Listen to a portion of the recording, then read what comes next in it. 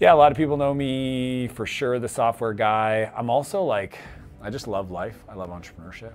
Yeah, I'm just like a big pro entrepreneurs. I think it's cool that entrepreneurs wake up every day to make the world a better place. I mean, my understanding is your company started when you were 24. You had to exit just a couple years later, and then like now you've like exited multiple companies, and that's like what you teach on. So I don't know, maybe I got lucky with some of my friends and my partners, but it's who I am. It's literally why I've invested in 50 plus companies. I love the early stage entrepreneurs willing to show up and put in the sweat equity and just decide that they want to create something different in the world. It's just, I don't know, it's the coolest thing to be part of. Welcome to the DV podcast, where we showcase inspiring individuals on their unique journeys in life. On this episode, we have the pleasure of speaking to Dan Martell. He's a serial entrepreneur, and he comes from my homeland, Canada. Now, he's an award-winning entrepreneur, investor, best-selling author, and all those things are amazing, and he's built and sold not one, not two, but 3 companies. And he now coaches over 1,000 software founders on how they too can build up to success. He just launched a $100 million fund to actually buy software companies, and I'm extremely excited to dive into today's podcast with Dan. So dude, tell me, like, who's Dan? Who's Dan? A lot of people know me as the software guy. So I run the largest CEO coaching company called SaaS Academy in the world for software entrepreneurs. We have like 1,000 active clients. Father of 2 Irish twins, 11 months apart, which is a gnarly thing to experience. It's like having, it's like having twins but 2 births. So it's kind of harder, I would say, because that was crazy. Like, you have those for kids, or yeah, I have 2 boys. No. I have 2 boys, Max and Noah, and they're Irish twins. So there was a 2-year period, which was bananas, because we were living in San Francisco. My wife got pregnant, decided that we're going to have our kids in Canada, moved to Canada. But like right before she got pregnant, I started Clarity. She started her company called Onboardly. It was an agency. Had 2 kids. We're building our summer home in Canada. Moved into that home. Then when we found out we were having our second, decided we're going to build our like a more forever home. So then built another home while we had the second kid, while we were running 2 companies in a 2-year period. So there was like this. And a lot of the reasons I wrote that book was because I almost went insane. Like, it was like anxiety attacks, and it just forced me to have to like understand how to operate at a different level. But yeah, a lot of people know me for sure, the software guy. I'm also like, I just love life. I love entrepreneurship. Yeah, I'm just like a big pro entrepreneurs. I think it's cool that entrepreneurs wake up every day to make the world a better place. Like, if you think about it, you're not an entrepreneur if you don't create value. Directly, creating value means doing something positive for somebody else. So every entrepreneur that wakes up, that creates a business, goes to work, is literally making the world a better place for everybody. It doesn't matter if it's the, lawn guy or the software guy or the agency person. Like, that's kind of a cool thing. So I'm just like a big fan of seeing people create and build. But that's who I am. Yeah, cool, man. You have like, you're like well decorated. You literally, I mean, my understanding is your company started when you were 24.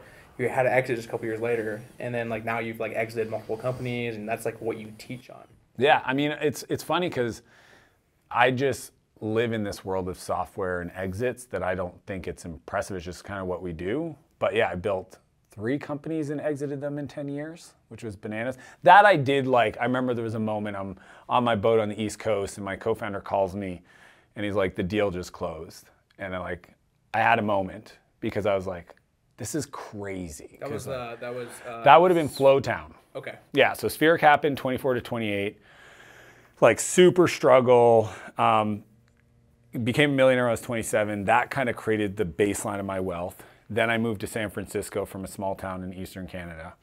And I honestly went there on sabbatical. Like, I wasn't working, I wasn't starting a company. Lasted about a year, met my co-founder. Let me be around these types of people. I want to study. I want to like literally go to the Disneyland for geeks and figure out one thing. How do they do distribution? I'm a software programmer. I'm not a marketer. I'm not a salesperson. Like, none of those things. I was writing code, managing engineering teams. And I moved there to like study what now is called growth hacking, but back then a lot of us called marketing-based or metrics-based marketing. So like Sean Ellis, who coined the term growth hacker, was a friend of mine, and we would just talk about metrics-based marketing. Like, essentially message market fit, like flow, like it's super nerdy, but like psychology plays such a big part to marketing and like product onboarding and activation and what's called time to first value. Like how do you get somebody that's aware of your product to sign up? And then in that flow, what's called the first time user experience, a FTUI, it's actually a term. Okay. How do you get them to experience value? And that, if you do it well, and then you have some kind of viral loop in the product, so like if you're FreshBooks, you send an invoice to another business, but then in the bottom line it says powered by FreshBooks, or if you're Intercom chat software, I was just gonna say that because I'm an investor in Intercom. Udemy, you have a course platform, so like I was an investor in Udemy and helped them. So like I went there to learn growth, and I thought it was all a marketing thing, and I realized that it's a product thing. So it's actually a fascinating journey for the first 12 months of like thinking I'm going to go learn marketing and sales and realizing that product is number one, right? And building great product was the skill, and I used to do enterprise software, which is like no requirement that it works good, because it's like they buy it and then you just build it and then the employees have to suffer. Like that's enterprise software. But consumer level, like think of like Amazon. If the product isn't clear, if the flows aren't well designed, people don't spend money, the company doesn't make money. If Dropbox doesn't have an easy way to install itself, connect to your file system, share and synchronize files, you don't use it, it doesn't grow. So I learned that a lot of marketing is really product. And that's, so then I built this company called Flowtown, which is a social marketing platform with my co-founder Ethan. And I'd given myself 10 years. So I said, I'm gonna move to Silicon Valley, and it would be cool, maybe somehow start a company, raise venture capital, do that whole Silicon Valley story, and exit. And I thought, okay, 10 years feels like a good timeline. I'm committed to that. And we did it in about 3. Wow. Yeah, so I remember like sitting on my boat, Ethan calling me going like, deal just closed, wires are sent. And I'm like, this is nuts. Wow. Like, yeah, it was surreal for a lot of reasons. One, Ethan was, I think Ethan's like 7 years younger than me. I'm 43 now, so he'd be 37. But at the time, I was like 31, I think, and he would have been 20. Early 20s.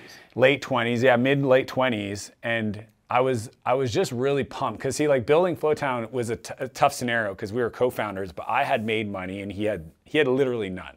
Like one time I went to his house on a Sunday, and I was like, let's go to the office, because it was like walking distance from our houses. And he goes, I can't, I got to do laundry. And it's like, dude, we just raised $1 million in capital. If you can't pay for wash and fold, like we need to talk about time. And that was actually a cool experience for me, because the previous company, I learned how to work really hard, 100-hour week, output, whatever, but it actually cost me my engagement. So I used to be engaged to another woman that's not my wife today. And yeah, I came home and she just dropped the ring on the counter and said, I'm done. Yeah, but I learned that muscle. So when I moved to San Francisco and I met Ethan, we had this crazy idea for Flowtown. I was like, you be the CEO. I'll be, at first it was a non-employee co-founder, because I didn't want to work. I was just like, I'll be the investor. But he was smart enough to like slowly pull me in. So it was kind of a neat experience for me to actually like have somebody else be CEO of a company, support him, mentor him. And yeah, 2.5 years later, like made millions of dollars. And I was really more happy for him, because it was like, now he could live the life, because it was kind of, I felt guilty, man. He's living like this like super poor San Francisco young 20-year-old life, and I was not. And it was like tough for me to like, every time we went out, I'd have to buy stuff, or like when we traveled, I paid for it, or all this stuff. And like now, and dude, then now he's done another company called Didnt, which was a saving app. It was a finance app that automatically took money out of your bank account that you wouldn't notice and save it. Didnt.co. He just sold it for $280 million. Wow. Yeah. You were like his launching pad. Not only that, this is the fun part nobody knows, is when we sold Flowtown, we both, exits. I came up with the idea for Clarity and couldn't wait to do it, so I went and did that. And he finished out his earnout and then eventually started Didnt. But when we broke up and I was leaving to do Clarity, we were kind of bummed, because we just enjoyed working with each other so much, so that we made a commitment that for the rest of our lives we'll give each other 1% of our companies. Oh, cool. So literally he has 1% of SaaS Academy and I had 1% of Didnt, and he exited and I got a big ass check, and I was like, so now we're just buddies. We like ski together. Yeah, I think in life, like find people you vibe with and just like figure out how to always have them in your life. And I just think it's kind of counterintuitive advice as a business person. Cause like, I think a lot of people say like, keep them separate. My philosophy, and just maybe it's my personality, I just like being in business with my friends. Mm. You do have like this like energy to you that's like you do have a glow to you that's like optimistic and like just loving life. And so for you, it's probably how can I like incorporate my joy and make joy in everything? Yeah, and support other people to discover it. Like one of my favorite stories I actually talk about in the book is my brother. My brother calls me one day, and he was a mechanic. And he decides after 4 years of working at this shop that he was supposed to buy. This guy, Ralph, had a shop. Pierre came in as an intern, but he was adamant at someday owning his own mechanic shop. And Ralph saw that in him and kind of said, you know, Pierre, if you help me build this shop, I'll someday sell it to you. You know, and Pierre's like, well, I'm going to do this. So like, if you're going to sell this to me, like, what's the timeline? It's like, you know, a couple years, you know, I'm almost ready to retire. So Pierre literally showed up as an owner and like turned around this place. They doubled the bays, they got more efficient. He like would work weekends, cleaning stuff up, helping with the finance. Like he literally showed up as an owner. And you know, after a year or two, he's like, hey Ralph, we should really put something on paper. And Ralph's like, yeah, for sure, we'll do it. Yeah, I appreciate the patience, like just dealing with some other stuff. Punted, and finally on the third or fourth year, Ralph's like, you know, Pierre, I just don't see me retiring. And Pierre goes, I quit. So he calls me. I remember the day he calls me and I go to his house and he's just like, meet me at my house. I was like, okay, there's something going on. And I like walk into his living room and I was like, what's up? He goes, I just quit Ralph's. And I was like, dude, I thought you were buying the place. Aren't you? Like, didn't you buy it? And he's like, no, Ralph told me he doesn't want to sell.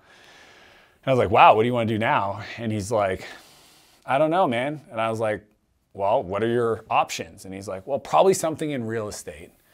And I go, what kind of real estate? And he's like, well, I could probably, I don't know, build some land development, some multi-units, and like maybe house building. And I was like, why house building? He's like, I just helped my friend build his house. And I go, I don't know anything about real estate. I'm a software guy, but the house one seems like the most approachable. Like you can buy a piece of land and build a house. Like I don't think it's that complicated. He goes, I don't have any money. And I said, what do you need? And I gave him 175 grand.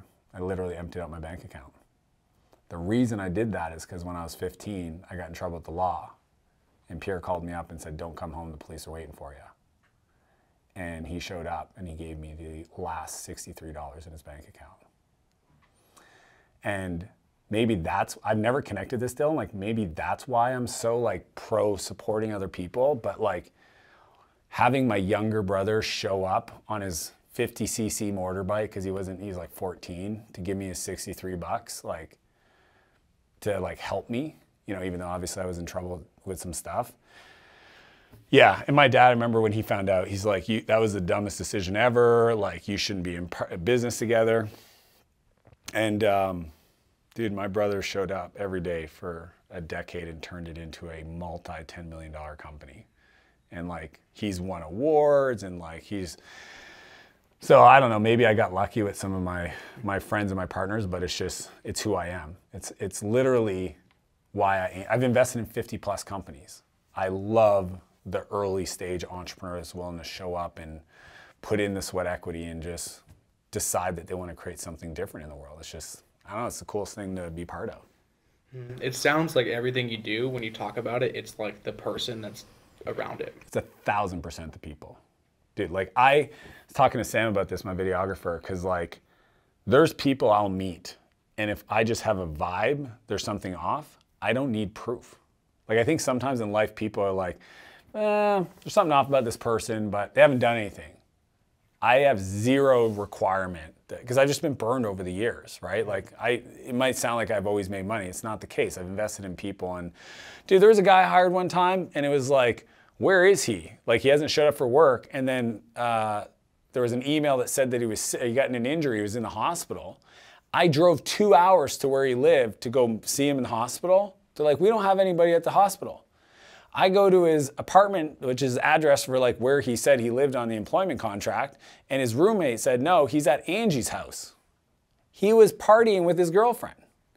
So like, I've just been burned by like defaulting, I call it API, assuming positive intent, right? It's a little bit of a nerdy API thing. But I've always, and I still do, I always assume positive intent, but I now just have realized, like, you also got to trust your gut.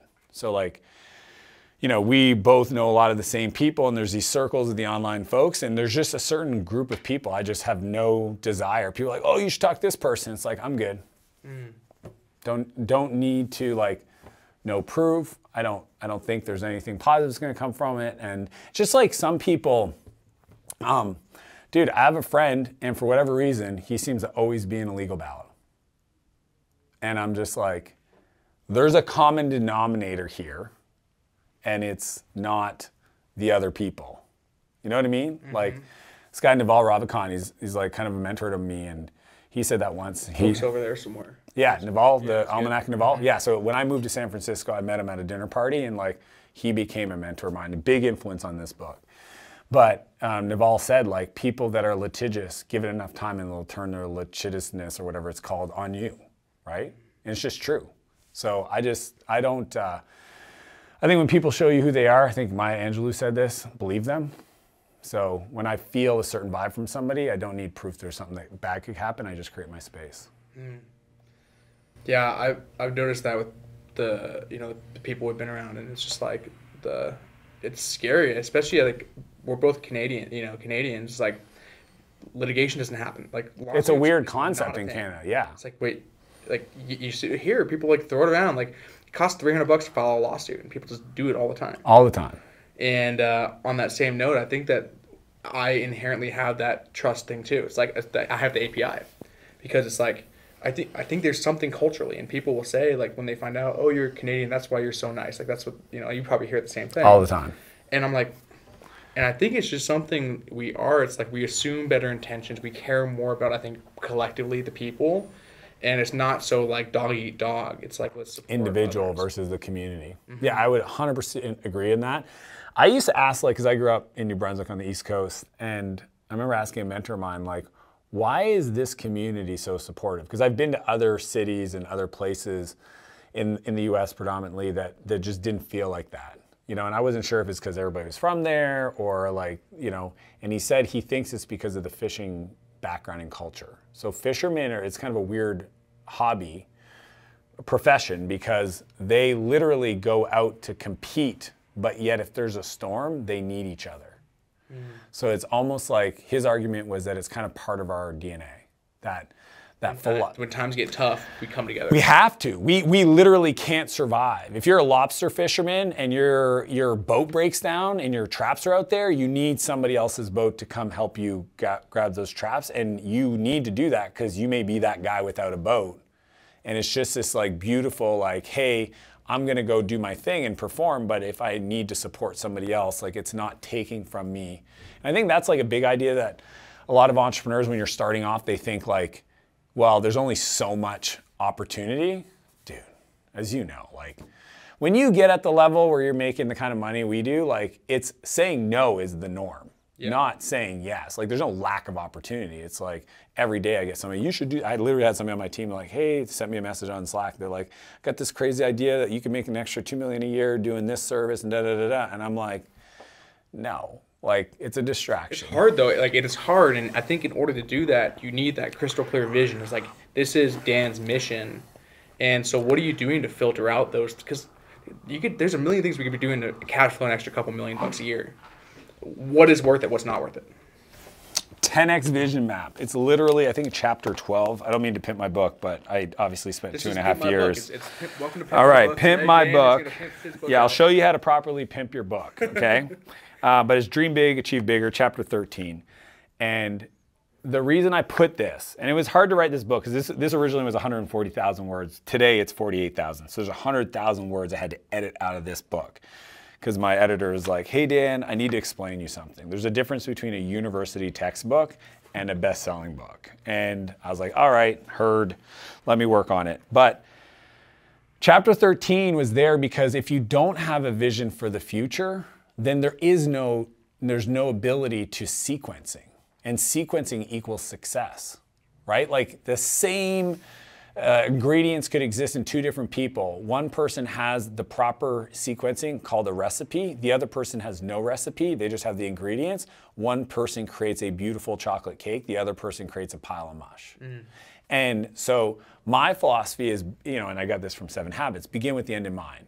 So the 10X vision map for me is a tool and a strategy for people to have permission to allow themselves to dream. Like, how do you think about the future without constraints, right? The what and the where, and then allow that to materialize by your decisions today, right? When people are like, hey, Dan, I'm thinking of doing a few different things. Which way should I go? I'm like, it all depends what you want.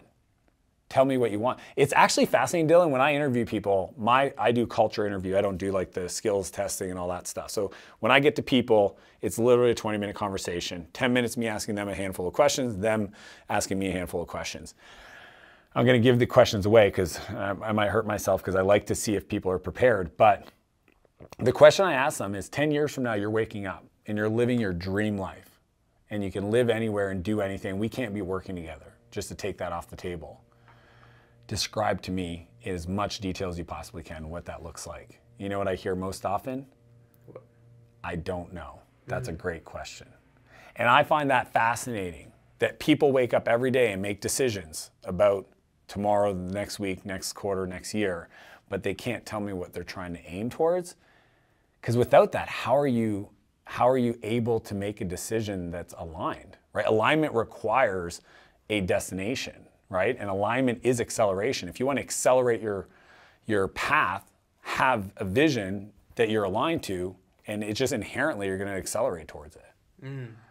Yeah, and filtering out all the noise too. I'm experiencing this, but one thing that I know you're really good at is the name of the book, Buy Back Your Time. And so you're able to cut through a lot of the noise. And I actually, literally since we had dinner a couple days ago, I turned off my notifications on my email. And and so and you sent me over the SOP for your EA, so thank you for that. Pimp my book. I did send you the SOPs. That's like next level support, but I did at least in here, chapter 6, Welcome Clone to Yourself. Part 2 of Pimp My Book. Yeah. And now we're going into SOPs. Yeah, SOPs for the EAs, okay? So page 99, here's why. Like, it's literally, people are like, well, how do I set up my folder structure with my EA? How do you get them to manage your inbox? It's right there. Like, dude, I put it all in here. What's every day you talk about a meeting with your EA. Yeah, it's called the weekly sync. It's the agenda structure is in the book. I tell you, like, these are the 7 things we look at. Well, how should I hire people? What's the sequence? Replacement ladder. I took all the questions I've been asked for the last 15 years because, dude, I haven't had anything. If you weren't a software CEO, there was 0 you could buy from me. There was no way to come into my world, to get time with me. Like, I didn't have anything for you. I would only teach this to companies I invested in or people that were in my coaching program. So I have like all these years of the questions and the mindsets and the beliefs. So like when I sat down and wrote it, that's why it was tough for me to keep stuff out, is because I really wanted to give everybody this stuff. But like, you got my SOPs, like nobody's gonna read a book full of SOPs, even though they're amazing. Right, yeah. Yeah, standard operating procedures for people listening, yeah. Who's this book for? Is it for new entrepreneurs? Is it for experienced business owners? I understand the power of positioning, so I'm getting myself in trouble if I say this. But I wrote down 25 names of entrepreneurs that I wanted to serve. I would say 15 of those names were like $1 million in revenue type entrepreneurs that were creators, like they would self-identify as artists that loved their art. The other 10-ish were 8 to 9-figure CEOs. And I tried to write a book that would serve both. That's why I start off with the concepts of like time trading and just like basic ideas of like, what is your time worth with the buyback rate?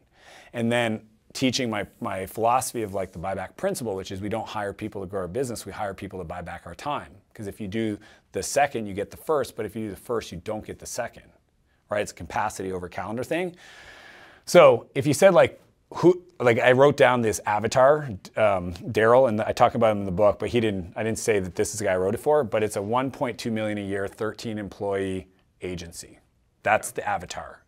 But I wrote it in a way that it's gonna address the podcast creator that keeps editing their own videos, all the way to... Sorry, Andre. It's all good. Andre, I love you, man. Super talented, but like, just create more art. I just, yeah, and some people was like, well, I don't want to, I know I have an irrational fear of scaling, or I don't, what if I love this and all these, okay, perfect.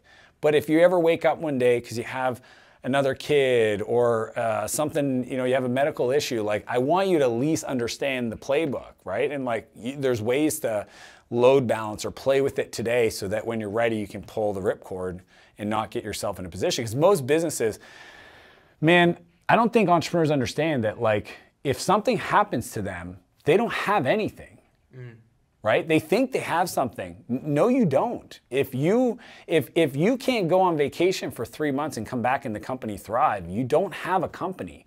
You have a thing that you've been like spinning the plates on, and as soon as you take your eye off of it, it goes away. And the reason why is because they have these beliefs that just hold them back about like how they show up for people and how they lead. That's why I have a whole chapter on leadership in there, because CEOs are their worst enemy when it comes to actually buying back their time. Like I could teach people, here's how to hire an executive assistant, here's how to onboard them, here's the SOPs, how to train them, everything.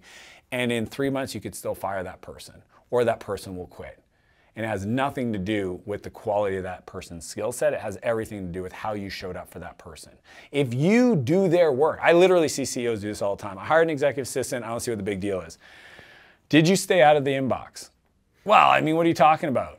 Well, did you go into their inbox and start looking at emails? Well, of course, why wouldn't I do that? Because I told you not to. Like, let them process and bring to you the stuff they don't know how to process. Like, you know, it's kind of this joke where you see people hiring a person to clean their house, but before they show up, they clean their house. Yeah, my mom does that. Dude, it's fascinating to watch. But as a team member under that leadership style, it doesn't feel good, because you know what message that says to me? You don't trust me. I don't want to work for somebody that says to me indirectly by their actions they don't trust me. Imagine if every time I go to do my work, I see evidence that the person that I report to has been in and messed with the work before I even showed up to do it. It's like, you didn't even give me a chance to do it. That's what you're telling somebody that's cleaning your house, but you pre-clean. It's fascinating to watch. So I wrote a whole chapter on transformational leadership versus transactional leadership to address that. And then just one of my favorite rules is the 1-3-1 rule, right? Nobody in my world, this is everybody, is allowed to come to me with a problem without solutions. Like, it's just a general rule. Like, Dylan, if you work for me and you're like, hey man, our ads are double the cost. I go, cool, what's your 1-3-1? I read it, I think it's great. Dude, it's like the most powerful thing an entrepreneur, culture, right? It's culture, it's default, it's setting the, you know, teach people how you teach people how to treat you. It's like, I teach people right from the get-go, this is how it is to work with me. I actually have a document called Working with Dan. If you want, I'll send it to you. I don't usually share this, but Working with Dan outlines what it's like to work with Dan, how I am, my intricacies, my expectations, what to expect, etc.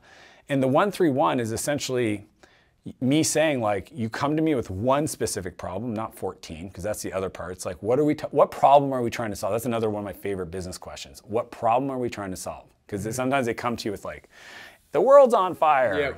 Yep. Pick a problem.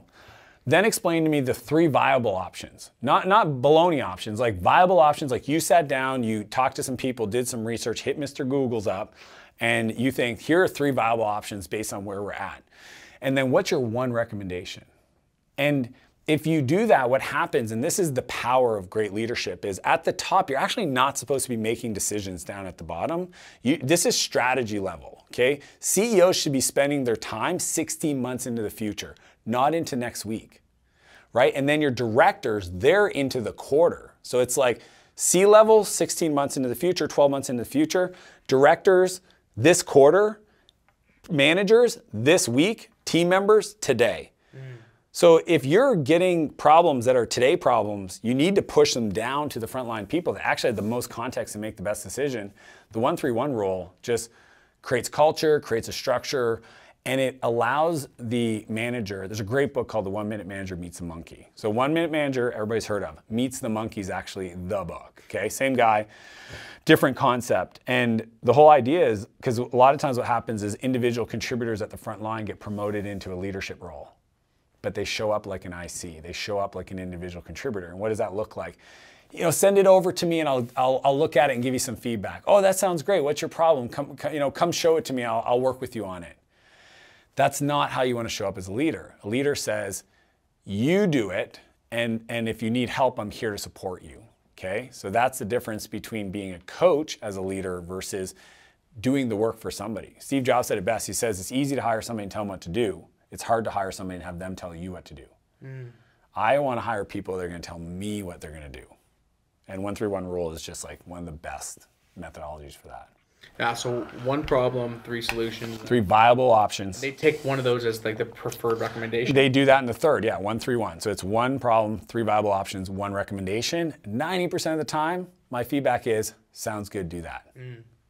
Right? And guess what happens? Eventually, they do the 1 and the 3, and they don't even come to you because it's so obvious. But it's just you teach people how to treat you. So if you teach people when you have a problem, come see me, they're always going to do that. And it actually makes sense, and here's why. If you tell them what to do and it doesn't work, who's accountable? It's your fault. The CEO. Yeah, you told them, let's go do this, and it didn't work out. But if it does work, now you're also taking away some of their, the confidence that would have come from solving the problem. Yeah, so the whole philosophy, somebody said it best, if they help build the plan, they don't fight the plan. So I want them to build the plan, right? And I want to be the editor, not the author. I want them to author the strategy, the ideas, and then I can edit and just give them perspective and context. And that's what our job is. I think most CEOs would be better spent, instead of spending all their time in meeting telling people what to do, coaching their team the way they would coach any other person.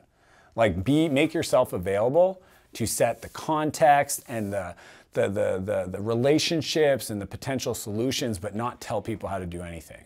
Right? Because that's like, if you gave it to me with a problem, I would just give you perspective. I wouldn't tell you what to do. That's actually a great frame for people to bring to their team. So for example, it's like, hey, we got 5 clients, they're not happy with the fulfillment of the product. And then that's the problem I come to you with. I think that's awesome. I'm like, Dylan, cool. What are your options? And then usually it's, I don't know. And I go, cool, how much time would it take you to figure out? Well, I've never done this before. I know. Isn't this exciting? Well, how am I supposed to figure it out?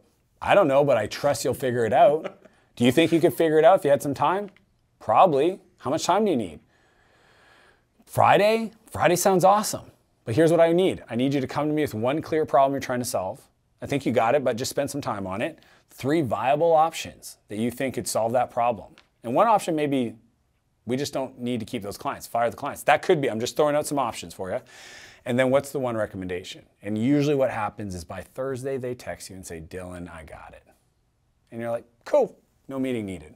Yeah, that's cool. So for like a leader or a CEO that's in that place where they're not they're not focused on 16 months. They're not even focused on the quarter. They're focused on day-to-day firefighting. Or even the day-to-day. Yeah. What's the elevation process? Yeah, so first off, the buyback loop states that we need to focus on auditing our time and energy, transferring the stuff that sucks our energy that's low cost to outsource, and then filling it with things that create more value, that light us up. That's the buyback loop, okay? So that's the core framework of the whole book. The time and energy audit is the first thing. When I coach people privately, it's let's look at your calendar. So 2-week period, we do an audit, and they highlight in green things that light them up that they're doing, and in red things that take their energy. And then they rescore all those tasks by $1, which is like essentially the buyback rate I talk about in the book, or $4, which is expensive. So like least expensive to most expensive, like restaurant rating, right? It's relative to your business and what your buyback rate is, so it's not a specific dollar amount, it's just $1 sign. So checking your emails is $1 sign. You can pay people to do email your check stuff. Running around town, running errands, $1 sign. Is it based on what the cost of it would be, or how valuable it is to you? No, cost to pay somebody to do it. Yep. Because the valuable to you is time. And your time is variable based on your income, right? So I want people to understand 2 things, and it's energy. Because like things that take your energy that are a little bit more expensive, actually is expensive because it zaps your flow, right? When I wake up, and this is my life today because I've been doing this for 15 years, I do not do anything in my calendar that's red. I don't do crap financial meetings I don't want to do. I don't even do executive planning if I don't want to do it. I don't do, not to to brag, but like in our home, we have a dedicated house manager that takes care of our personal assets and all of our home stuff, so that my wife and I can literally wake up, be with each other, be with our kids, go create as entrepreneurs. We're both entrepreneurs, come together whenever we want, and not deal with like the honey-do list and having her stressing out about what's for dinner and all this stuff. It's like, we want that taken care of so that we can show up present. When you stack a list of green things, activities and projects that just light you up, think about that. Like, I actually think it's a 3. If I had to quantify it, my ability to create when I don't have to get detracted, right? It's almost like the compound effect. I don't get detracted. Those green stacking of days allows me to create 3 times more than normal. Like, it's a 3x amplifier if I can change my calendar from some reds to green to full greens. Not just buying back the time, but actually going with an energy coming into my day to create right till the end. And if it's 4 hours a day, cool. But man, you just show up more creative, more energized. You have more energy for your family. Like, what's that worth? Love life, right? Oh my God. That's why I say it's get unstuck, reclaim your freedom, and build your empire. An empire in my world is a life of unlimited creation you never have to retire from.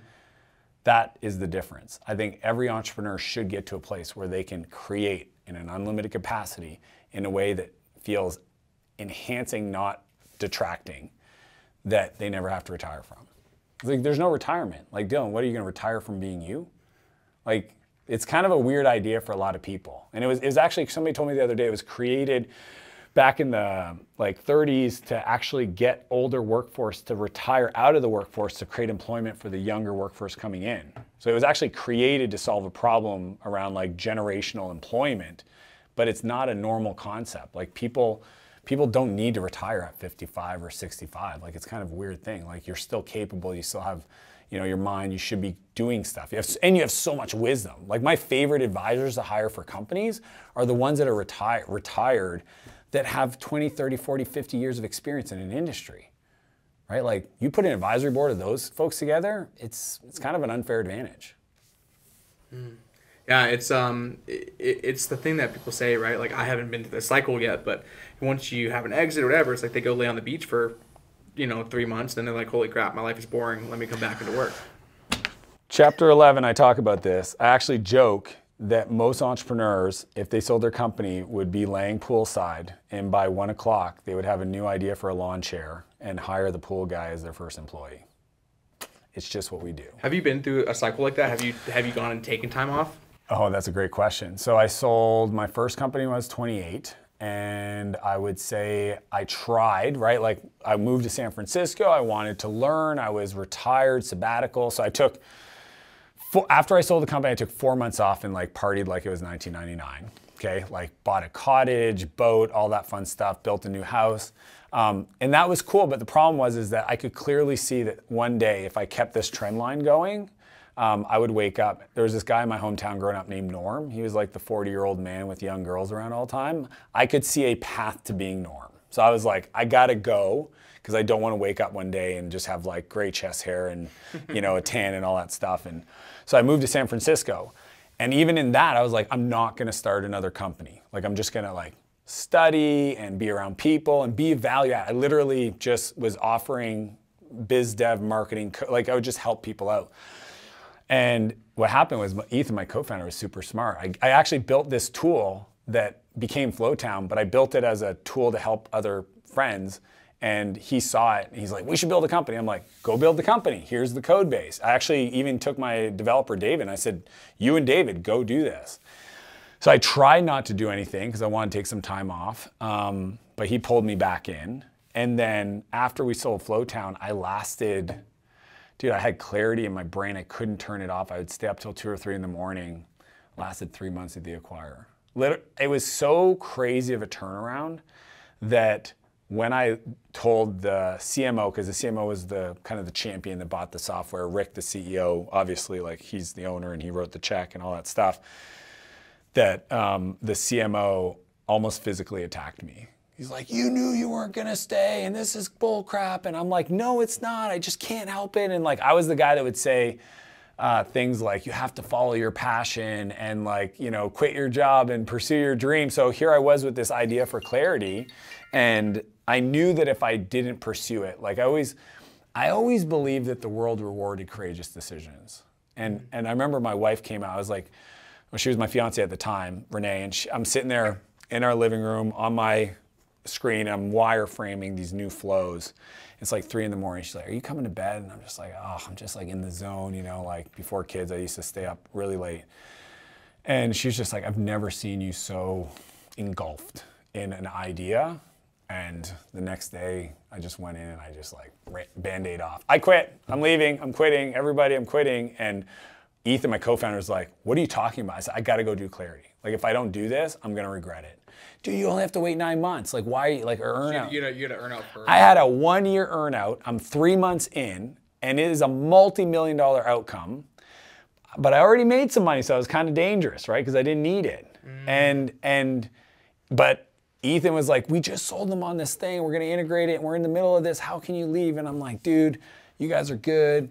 Like do this. And literally the CMO like got up ready to fight me. And I was like, all right, we're gonna fight. You know, like it was kind of a bananas situation. Luckily he calmed down because I actually, there was no intention, but I just couldn't not do it. So here's the crazy story. I jump in an Uber, I go down to Sand Hill Road, and I had this crazy demo because I had met all these investors raising for my previous company.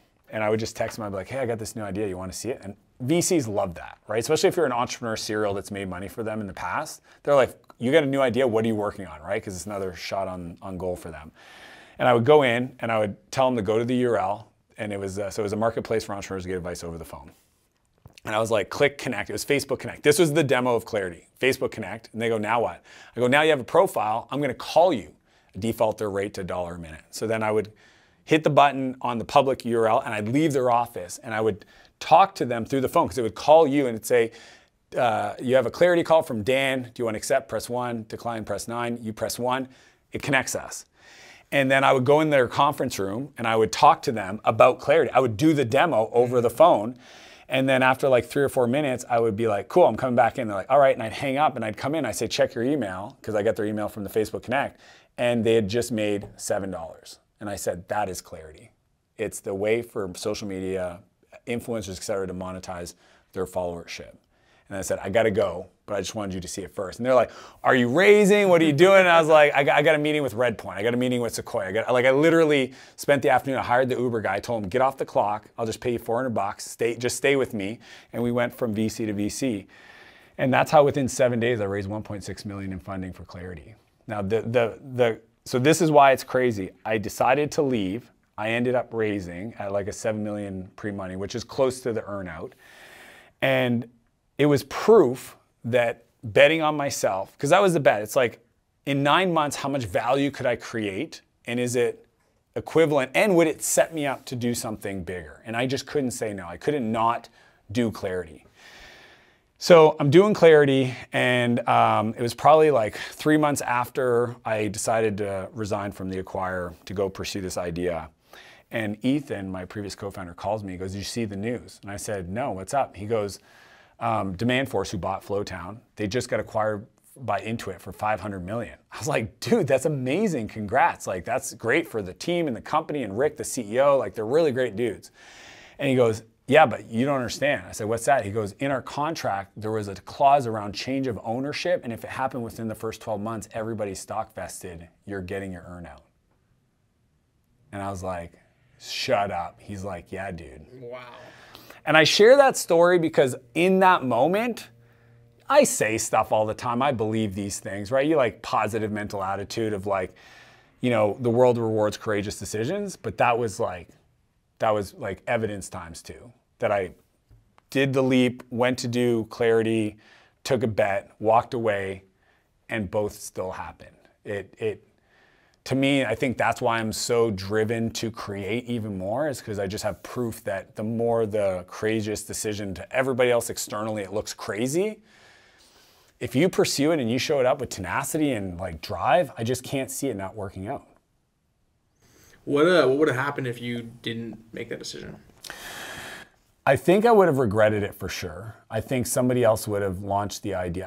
My philosophy is any idea you have, it's the universal law of consciousness. Like 3 other companies in basements are working on this. Like a friend of mine the other day has this really cool, actually remind me, I keep forgetting to show people. I have this like, I literally have this technology that creates an AI for you. So it has the Dylan AI. Okay, and I'll show you the Dan AI. Essentially, it's ChatGPT fed the right data to create your own Q&A. Okay, it's bananas. It works really well. And I told them this the other day. I say, like, you guys are sitting on an opportunity that will be taken advantage. So either you're the company that goes all in, because they have this business and the AI thing. And I was like, either you go all in, or you're gonna wake up one day and you're gonna see it on TechCrunch or Product Hunt or whatever, and you're gonna go, that could have been us. Like, I just believe that if somebody has the idea, 2 or 3 other companies have the idea, and it's your responsibility. Elizabeth Gilbert talks about this in her book, Big Magic. Like, the muse will show up and try to convince you to do it, and if you ignore it, it'll be like, no problem, I'll go to the next person. Yep. So I think for sure I would have regretted it. And, you know, Steve Jobs, man, he had the best line when he did that. I think it was a Stanford graduation speech, and he says it's hard to connect the dots looking forward. And it's so beautiful. The older I get, the more I appreciate how beautiful that statement is because there's no way I could have predicted my life today, and it makes perfect, obvious sense looking backwards. Like when people saw that we announced the $100 million fund 2 days ago, they're like, of course you would do that because you have thousands of clients in your SaaS Academy. Like we had 65 exits in the last 12 months. And people are like, tell me you got equity in that. No, I didn't. it was never part of my idea. But now that we have the fund, we'll be able to at least on par, like if someone's gonna exit, it's like, what's the deal? Do you wanna sell to us, a big band software, or do you wanna sell to whatever private equity firm? Well, of course they're gonna pick me if I've coached them for 3 years. But it's like, that wasn't obvious to me when I started, but looking back, it seems so obvious. So like, to me, what would have been different? How would I have felt? I know that looking back, I would have, it's a hard question to answer because I also believe everything is perfect. So that's another weird thing, right? I believe the world rewards courageous decision, but I also believe everything is perfect. Every decision, every interaction, every person. So it's hard to make a wrong decision. It's just how much pain do you want to suffer before you get to the place that you're probably ultimately destined to get, right? The little signs show up, right? And the book, The Alchemist, is one of my favorites. So good. Paulo Coelho. Yeah, Paulo Coelho. Paulo Coelho. So seeing this kid or whatever in the thing go, and then like there's a sign. On that journey, And the end thing is that what he was looking for was where what started. It's the most beautiful part. But the thing is with you, it's like the little companies you started, then the pieces rolled in. It's like it all has, and there's obviously more things down the road, but they have come together to be where you're at now in the perfect spot, having this fund, supporting these businesses you've coached. It's like you never could have predicted that. Dude, Clarity was a platform. So most people don't know this, but we did calls, like making myself available to entrepreneurs. I did 1,200 Clarity calls in a 2-year period. So why did I do that? A, I was using my own product, which is probably a good idea. But B, that was what I was passionate about.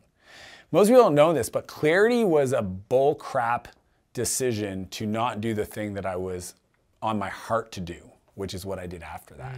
You wanted to coach. I wanted to coach, and I was in the Valley, and coaching was, so I created this whole technology platform, raised a bunch of money, built this incredible network, did 1,200 calls myself, most of them free to just support the ecosystem, to then give myself permission to do the thing that I ultimately wanted to do. And I tell people all the time, do not go from don't think you gotta go 1, 2 to 3. Just go to 3. If you wanna start a hedge fund, just start a hedge fund. Like so many people are like, I want to be an investor, but I probably need to start a company and exit it so I have the experience to then be an investor. It's like, or you can just be an investor. And you could surround yourself with other investors and understand how to do that. And like, that was the lesson I learned with Clarity is like, man, when I started coaching, it was almost like a secret I had with everybody that I would do this for free. Like, I love this. Dude, you've known me. Like, I don't not talk about business. Like, I had to write this book because I can't shut up about this topic, right? Like, it's just who I am. Because like you have a reference and like this is a value-driven book. This is the tactical shit to move forward, not the let me brag about how cool I am or the fluff. It's like no, that's like hard for me to do. You want to help people. Yeah, that's you. Yeah, I mean, it's just like I think if you can find a way to do the thing you would do for free, and it just happens to be the thing that creates the value that supports your life. My dad used to say that growing up, and you know, it was a cliche, you know, do something that you're passionate about and you'll never work a day in your life. We've all heard this statement. My dad used to say it all the time. If you're passionate, if you're passionate about what you're doing, you'll never work a day in your life. And was it a year ago? Yeah, it was about a year ago. He was at my first, like he never came to any of my events. And we run these multi-100-person software CEO events. And he came. And it's cool because we usually take over a boutique hotel. And I get the penthouse because I paid for it, right? Like it's this whole event. It's in the building. They give you, I don't pay for it. Like I paid for it indirectly because I'm taking over a hotel and the event space and the food and beverage and all that crazy stuff they make you pay for. And my dad comes.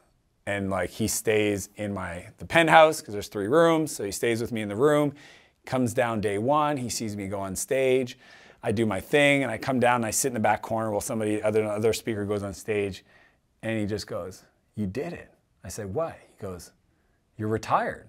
I was like, "What are you talking about?" He goes, "You love this." And I go, "Yeah." He goes, "No, like I can't believe this is what you get to do." And I said, "Dad, neither can I."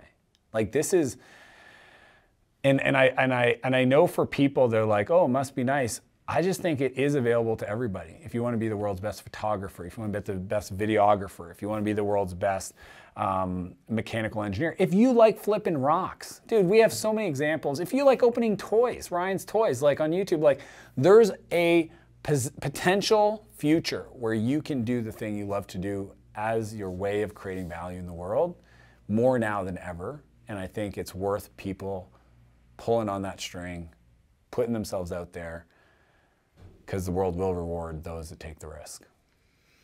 Dude, on that, this has been awesome. I have this thing here where the last guest actually left you a question. And typically... But they don't know that it was me. Typically they don't. Of course, the previous one yes. did Well, know. we just ran into each other. Yeah. But I'm going to ask you the question. I actually don't know what it is. I didn't read it. Okay. And then you'll leave one for the next guest. Cool. I would love that. That's a cool book. I thought it was the Bible. It's like scrolls. Look how old the paper is. Yeah. It's amazing. I found this in my attic now. Dude, I would pay you for those questions.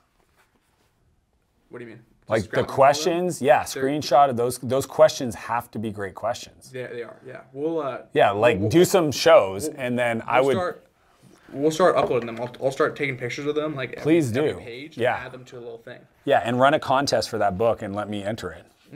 Dude, once it fills up. Dude, we should make a little video or like something on the site where it's like the question and then the answer so people can see. Yes. Yeah. Well, that AI, I'll show you that in a sec. Yeah, I've been messing with AI so much. I know. I'm at the edge of it. There's nobody that's got a more advanced AI stuff right now. All right. How did you land? He knew who you were too. Okay. How did you land a 10 when you're barely a 5 on a good day? Oh shit! I love that. Yeah. How did I land Renee, my wife? I'll give you the real answer. After my engagement fell apart because I was working 100-hour weeks, I went on a journey of getting really clear of who I wanted to be with, and in doing that, it required me to go look in the mirror because people want a 10. You ain't a 10. Like you yourself are not, like this person wouldn't give you a time of day. You're not in shape, you're not resourceful, you're not successful, you're not kind. Like Renee is the nicest person in the world. My wife is a freaking angel. The Dan that I used to be, she wouldn't have put up with that person for half a second. So how did I land Renee? I needed to become the person that could attract a Renee. And that's the truth. And it took me 3 years of like real deep work. We're talking like The Way of the Superior Man and all the best books to just like develop, you know, your beliefs and how to be in a relationship. I just sucked at being in a relationship. How do you be kind? How do you intently love somebody? Well, here's a big idea. You can't love somebody until you love yourself. Are you doing that work? So there was like literally a 3-year journey for me to become the person that would even stand a chance if I had the chance to meet somebody like her. And I guarantee if I didn't do that work, that meeting wouldn't have turned into an incredible marriage. Cool, man. So you wrote your book. It's awesome. And thanks for bringing it and talking about it. In addition to that, how can people connect with you? Instagram stories is one of my faves. Dan Martell, 2 L's of Martell on all social media platforms. I got 500,000 on TikTok. I've got YouTube. I'm almost at 100,000 subs. That'll be like the silver play button is going to be the big day we celebrate. Dan at danmartell.com, 2 L's of Martell. Email me if I've ever served you. Please go leave a review. Like, that's a big thing. Like, I'm trying to start a movement with this book. Obviously, I'm proud of it. I keep pimping it. If you read the book and it serves you at all, please go leave a review on Amazon. It's how we get the flywheel going. But we didn't make the New York Times list on the launch, but my mission in life, and I'll get there because I'm tenacious, will be to eventually make the list after the fact, which is, I think, unheard of. Awesome, man. Dude, thanks for being here. It's good. My pleasure, man. Thanks, Dylan.